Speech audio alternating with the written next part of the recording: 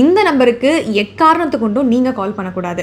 இந்த நம்பருக்கு கால் பண்ணிங்கன்னா உங்களுக்கு ஏதாவது பிரச்சனைனா கூட போலீஸ் ஈஸியாக நீங்கள் இருக்கிற இடத்த கண்டுபிடிச்சிருவாங்க. ELS அப்படிங்கிற டெக்னாலஜியை இப்போ யூஸ் பண்ணியிருக்காங்க கூகுள்.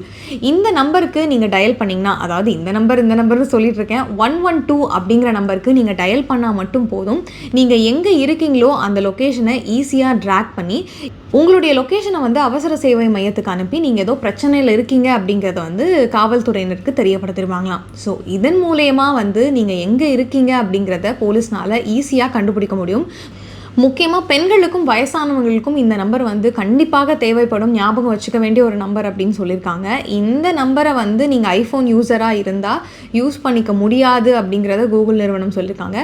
ஆண்ட்ராய்டுக்கு மட்டும்தான் இந்த நம்பர் இப்போதைக்கு சேவைகளை வழங்கிட்டு வர்றதாகவும் தகவல்கள் வெளியாகியிருக்கு. இந்த எமர்ஜென்சி லொக்கேஷன் சர்வீஸ் அப்படிங்கிற சேவையை இந்தியாவுக்கு வழங்கியிருக்காங்க கூகுள்.